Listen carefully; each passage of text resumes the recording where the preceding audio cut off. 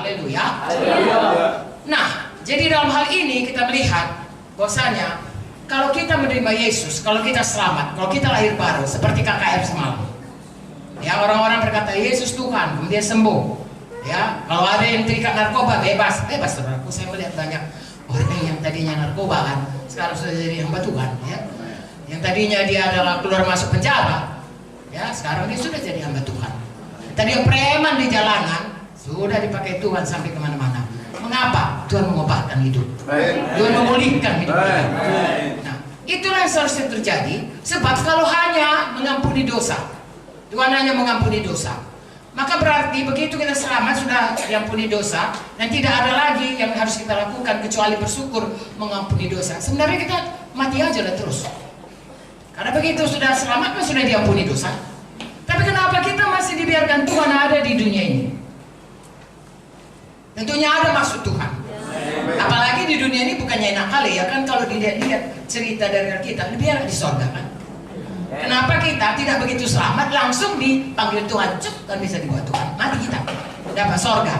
Karena ada maksud Tuhan dalam hidup kita, ada rencana Tuhan, dan itulah yang harus kita temukan dan harus kita kejar dan harus kita penuhi. Kalau tidak, saudaraku, sayang. Ya, 70 tahun, 80 tahun Tuhan berkata kepada manusia, ya, kalau bisa lebih lagi, saudaraku, ada yang sebelum itu, tapi seberapapun itu, apalagi kalau Tuhan Yesus datang, kita bertanggung jawab untuk memakai hidup kita, untuk menyampaikan maksud Tuhan bagi kita, pribadi lepas pribadi.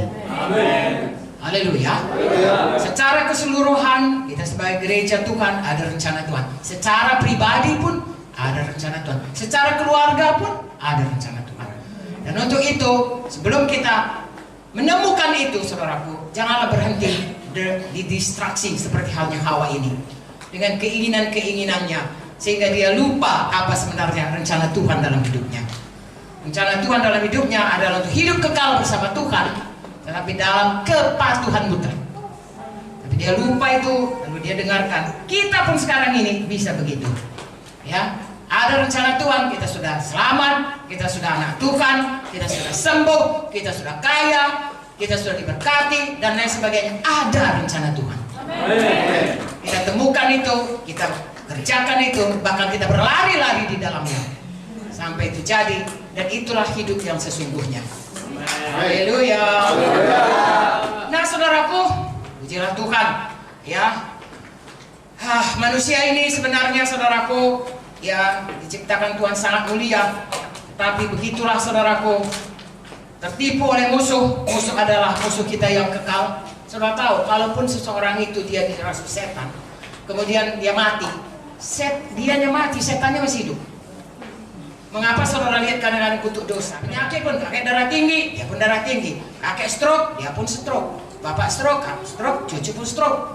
Ya, sehingga kalau ada riwayat seperti ini, kalau kami dokter selalu tanya, adakah keturunanmu, adakah diabetes, adakah darah tinggi dan sebagainya, karena itu kutuk-kutuk keturunan. Puji Tuhan, kalau kita menerima Yesus, itu semua diputuskan. Untuk apa? Untuk hidup baru dalam Tuhan. Haleluya. Itulah sebabnya, saudaraku, sesudah saya dan saudara selamat, tolong cari dulu apa rencana Tuhan bagi kita. Baguslah kalau kita sakit, kita cari kesembuhan. Tapi sesudah dapat kesembuhan, untuk apa kesembuhan itu? Baguslah kalau kita sudah tadinya penuh kekurangan, kemudian kita sudah mendapatkan berkat. Untuk apa Tuhan memberkati kita? Ya, ada maksud Tuhan yang jauh lebih indah dari sekadar hanya sehat, keberkatan, bebas. Sebab 1 Korintus 15 ayat 19 berkata, kalau hanya itu saja pengharapan kita, kita adalah orang yang paling malang. Karena itu sementara saja, akan lenyap selama-lamanya. Ada hal-hal yang Tuhan mau jadi kepada kita, Tuhan rencanakan bagi kita.